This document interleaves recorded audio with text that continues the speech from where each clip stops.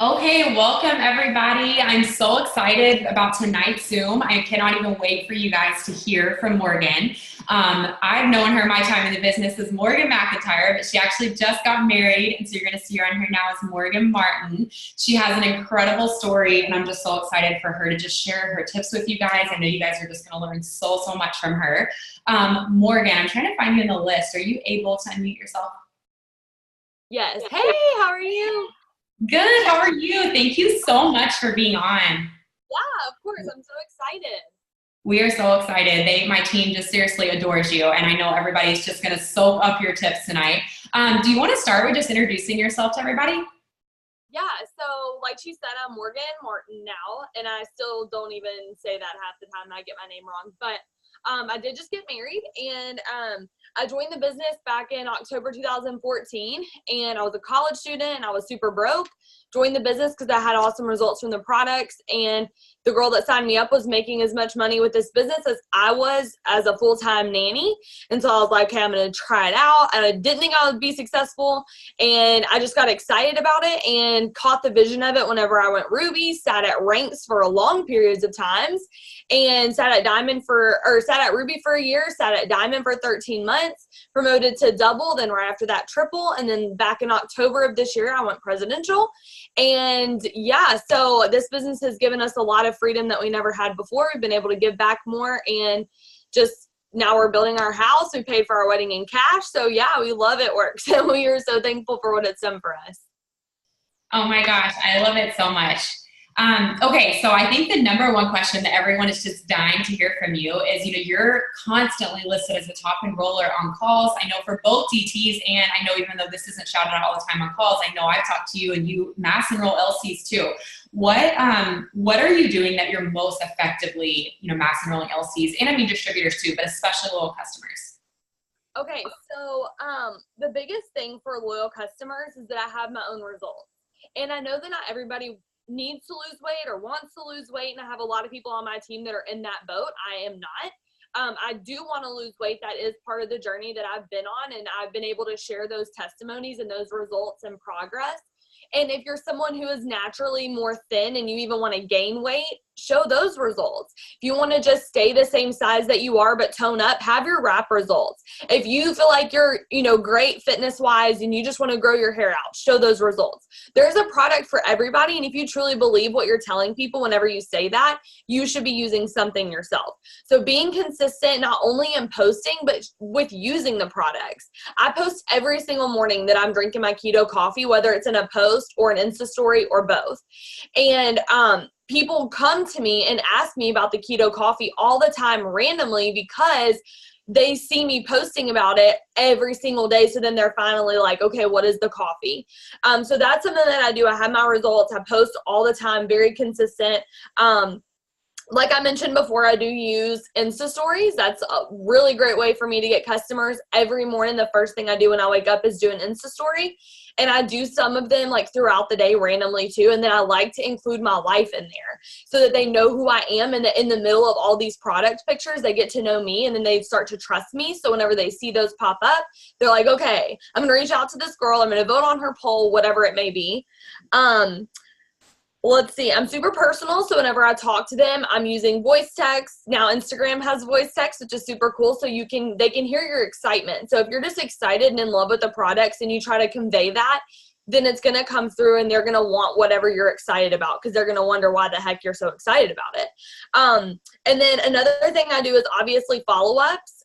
If you're not following up, we always say the fortune's in the follow-up. If this is a leader Zoom, you're probably following up, but just a good reminder to make sure that you're staying organized. And I know that that looks different for everybody, and my organization's a little over the top, but it has honestly helped me so much because I never miss somebody. I never miss a follow-up because I always know who I'm supposed to be following up with and when.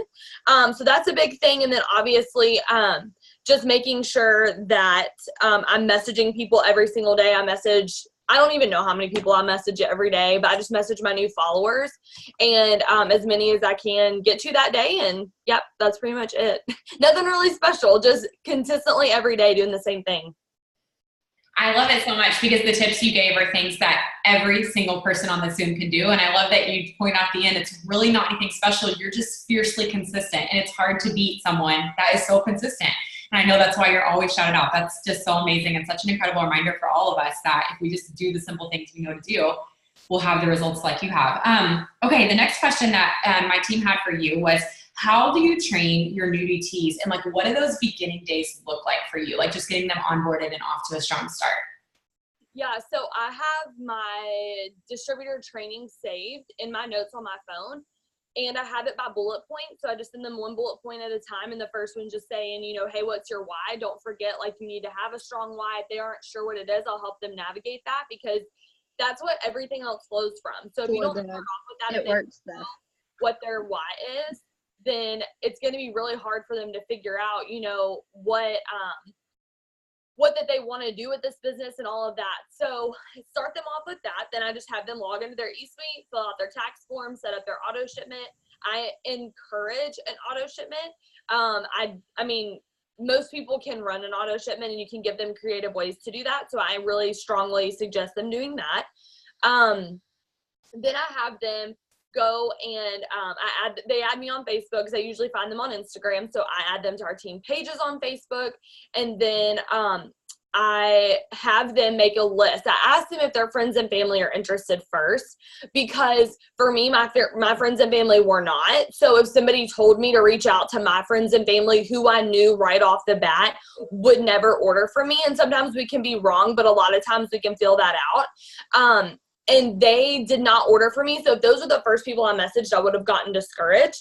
So I really like to ask them if they think so. If not, we start with their Instagram followers and their Facebook friends, and I have them send a message.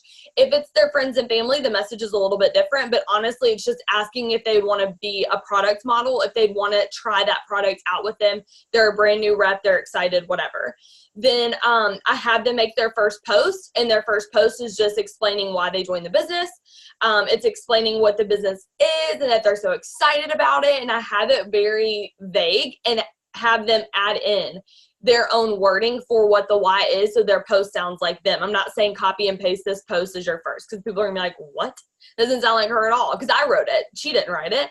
And then after that, I send them a video on how to go Ruby. And we talk about it, and it's something that I already made. It's on YouTube. And then I also have a video on my team page that says, okay, I finished my training, now what? And I tag them in that video. And it basically talks about, okay, now that you're done with your training and you know the basics, these are what you're going to do every single day. Posting, messaging, following up. Pretty simple. And so I just kind of take them through that. And I also use the Reach app, if y'all know what that is. And yeah, we have Connect, but that's with all your DTs. So I still like using Reach for my distributors, because I can put them into different chats, like on the thing. And then whenever I say, like, every day I write, you know, text new DTs. So I'll either text them a tip. The Reach app is where you can like mass text people, and it's like you send it individually. So it's not a group text, but you write out this message and you just like put it in a group and you click send, and it's so much faster than copying and pasting. And you don't forget anybody. That's my biggest thing, because if you are mass enrolling distributors, you don't want to leave anyone out, maybe the people that fall through the cracks that don't reach out to you first. So I make sure that I use the Reach app to keep in contact with those people. And it's super helpful. So I'll either send them a tip, or I'll just say, hey, our Zoom is tonight. Don't forget about it. This is what it is. This is what you'll do. And just connecting with them. Hey, how was your weekend? What can I help you with today for your business? And so that's been super helpful too. So that's kind of, and I do text them like throughout the month. And then after that month, I start to make sure that the person that I placed them underneath is kind of taking over from there. And then I start brand new. If they enrolled like the last few days of the month, I'll move them into my like February chat. If they sign up at the end of January, just to make sure that they get the right amount of text messages from me that they need, because I don't want them to miss out just because they sign up at the end of the month. But yeah, that's pretty much all that I do. I love that. Do you like, if you sign someone and they aren't, maybe you give them the steps to do, like how long are you continuously reaching out to them before they kind of, show that they are doing the things they're asking?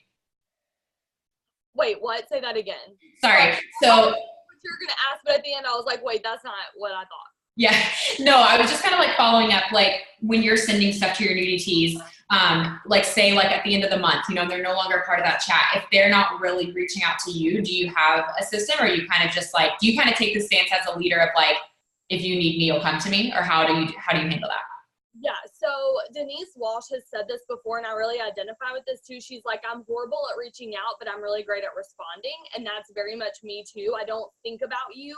I may think like, oh my gosh, I should text that girl, but it's always in the shower, at the gym, or driving, and I can't actually text them then, and I forget.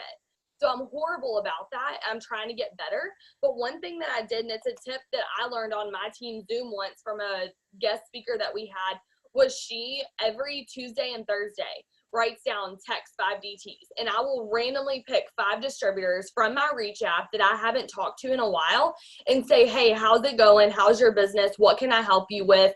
How's life going? And just kind of reconnect with them. And if I'm doing something every Tuesday, I pick 5 people. That's 10 people a week that I get to connect with from not this month. So I'm getting to go back to those other people that do have another leader above them, but that doesn't mean I drop them like a, hot rock. Like, I'm still going to talk to you, but it may not be as consistent. I'm always here. If you ever ask me a question, I'm going to reply. I love that so much. I love the quote you shared from Denise about not always as good about reaching out, but great about responding. I think that's so good. Okay, so now that you've really grown your organization, how are you finding the best and most effective way to connect with your team while still mass enrolling and continuing to rapidly build? Okay, so it's actually taken me a really long time to find like a blend, because I don't really believe in balance. I believe in blending. So it's not really going to be a perfect balance ever. But I found like I have to kind of carve out times of my day where I'm going to respond to my team, where I'm going to look at team chats, which I'll get into later what we do with that. But like I have set aside times, like, and it's not like on a calendar where it's like, okay, 10:30 to 10:45, but like, just, okay, I have 10 minutes here. I'm going to go and look at everything and reply to people. Otherwise, it's me, interacting with people. It's me posting, it's me messaging and finding those people. So you should spend, somebody said like 30% of your time enrolling, 30% of your time with your team, and 30% on personal development. So it needs to be that like equal amount spent on those people. So if I'm spending all my day pouring into my team, then I'm not enrolling anymore, and they need to see that. If I'm only enrolling, I'm not taking care of the fruit that I've been given. So I need to make sure that I'm doing that too. So some of the different things that I do is time management is huge. If you don't tell your time where to go, it's going to go somewhere. So you've got to tell it where to go. Blocking out times for each of those things. I'm super intentional with my leaders. I have a leaders chat.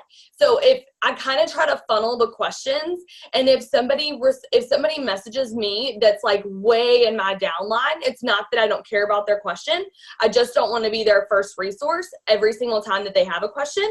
So if I know that they're super far down in my downline and I see their message on Facebook, because they usually don't have my number, I will wait and I will not reply to their message for a few hours because I've got other things I'm going to do.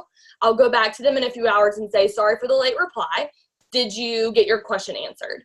And to kind of give them like a nudge to say, hey, maybe you could find somebody faster than me by going to your enroller or another upline that you have. So I kind of do that. But I'm very intentional with my leaders, like my top leaders, like diamonds and above especially.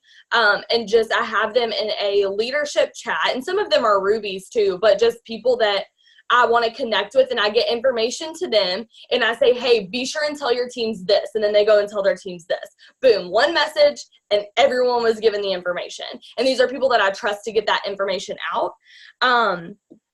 Layered leadership is huge. Again, that was kind of an example of layered leadership, making sure that I'm not everyone's first contact. Even if I enrolled them, you have another person that you can go to. Let's split that.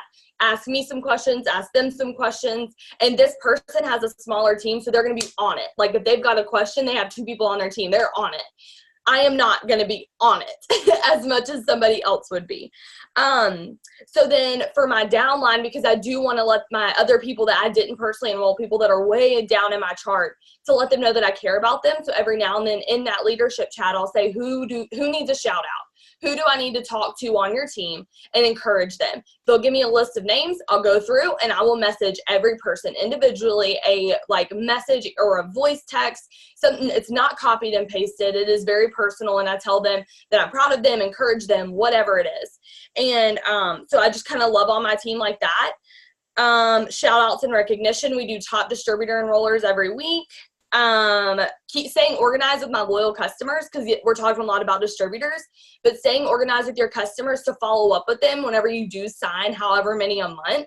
You need to make sure that you're keeping up with them and that they don't fall through the cracks, because retention is just as important as enrolling. The Reach app, I have my leaders in the Reach app. I have my team by months in the Reach app, so that's super helpful. Doing the 5 distributors on Tuesday, 5 on Thursday. And then every month we have a brand new chat. And this was something that I was going to talk about for this. So on Facebook, we have a chat, and it's for anybody. Any rank, any person, any leg, anyone. And I just make a post on the first day of the month, and I say, if you want to be in our chat, you have to do this. And it's either send me, comment below with 10 reasons why you're doing this business. And those 10 things are going to be a post for every day for the first 10 days of the month. And then they recycle them 3 times through that month. So they always have something to post about. I'll say, give me 10 things that you're a goal for your business this month, 7 things, whatever.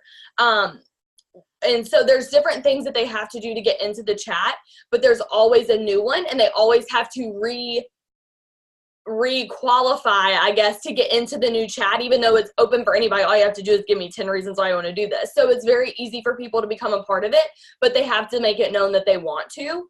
And so it's a different chat every time, and it's brand new. So some people don't get in the next chat because they just don't really care anymore. So it's always fresh. It's always excited people. It's always new people. And so that kind of gets everybody excited. And then I can kind of keep up with my team that way and answer questions here and there. I love that. I love your tip for, refreshing that chat every month. I think that that's just so huge and so smart. So simple, but just gets you in front of those new people.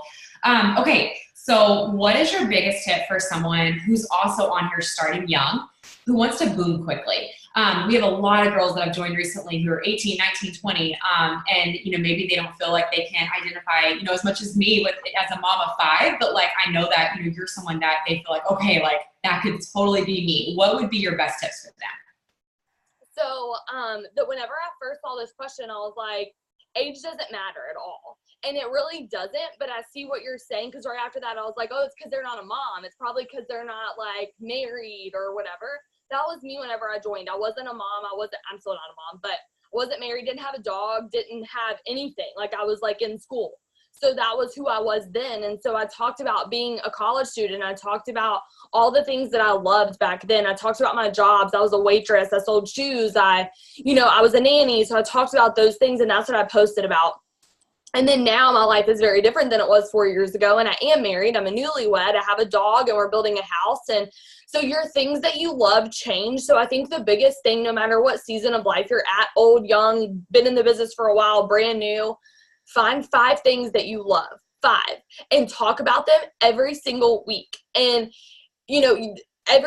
whenever you're writing your Instagram bio and you say, I love Mexican food, and I'm a dog mom, and I'm married, and, whatever it is, that should be what your first 9 posts are about. So if I go to your Instagram right now and your bio tells me what you're about and your 9 pictures don't match with that, you need to change your bio, or you need to change what you're posting, because they should match. So find 5 things you love. Talk about it a lot. Talk about your dog. Talk about your college, experience. Talk about your family. Even though you don't have your own family, you're not a mom, you don't have kids, you don't have a husband. Talk about your parents. Talk about your siblings. Talk about anything that you love. Talk about working out. Just find 5 things and be really, really passionate about them. And one of them can be the business. So talk about the business a lot. Talk about how you love the keto coffee. I'm obsessed with coffee, so I talk about it all the time. And it's easy because we have keto coffee, so it's 2 in 1. But just finding those things that you love, talking about them a lot. Be yourself. Don't try to be a mom. Don't try to post like a mom. Don't try to be anything that you're not, because it's so easy to feel like, oh, I wish, I had a dog because then I could post cute things, or I wish I was a mom because then I would be able to post cute things. when you're in that situation, you're going to wish it was the other way around. Probably not with the dog, but like as a mom, you're probably going to be like, okay, well, I wish I had the free time that you have. And you're like, well, I wish I had the kids so I can make the cute post, you know? So you're going to always have these different seasons of life. So just be where you're at and love that and own it and talk about it a lot. I love that so much. I just love the reminder that you don't have to be like anybody else. You really can be who you are. That's so, so powerful. What are things that you have learned along the way that you would do differently? Specifically, you know, you referenced when you were introducing yourself that you sat at Ruby for a year, sat at Diamond for a year. Like, what are things that you're like, okay, if I could go back, I would do this so differently? Yeah. So there's a lot that I would do differently. I should make a shorter list of things I would do the same because it's a lot of things I would change. But obviously it's gotten me here and I'm excited because now I can tell my team from experience, don't do what I did, save yourself, just take it from me, don't do this thing. So yeah, I sat at Ruby for a year and that was, I mean, I did work. Like I completed my steps to success multiple times, even back then, and just still wasn't promoting. And a lot of that had to do with not working with the people who did want it. And I was so focused on the ones who didn't, trying to drag along the people who didn't care about this business instead of focusing on the ones who wanted it. I was like, okay, this girl right here, she's got this, she's good. I'm going to focus all my attention on so-and-so and try to get her to want this business like she does. No, you can't do that. And I know that now, but back then it made sense to me. And now I just want to flick myself in the forehead. And I'm like, no, 2015 Morgan, that does not make sense. And you should not do that because you're going to sit at Ruby for a year. And so I did, learn my lesson, then went Diamond. And man, I sucked as a leader. And I'm not saying I'm great as a leader now, but I am a heck of a lot better every single day than I was back then. I was a horrible leader. And I talk about this a lot because it sounds horrible to say out loud, but I think a lot of us kind of go through this where we think like, okay, I'm good where I'm at and my team should be good too. Like I was good at Diamond, like that income replaced what I was making at the restaurant and as an assistant manager at a retail store. So that was like the biggest dream that I had on my dream board at the time.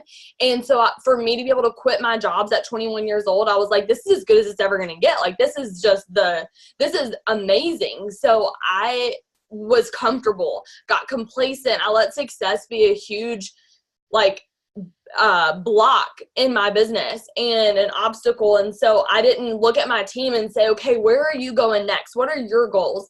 I looked at myself and I was like, okay, I'm good, so they should be good too. And I was a horrible leader. I didn't really care about their goals individually. I more looked at them as a box on a chart.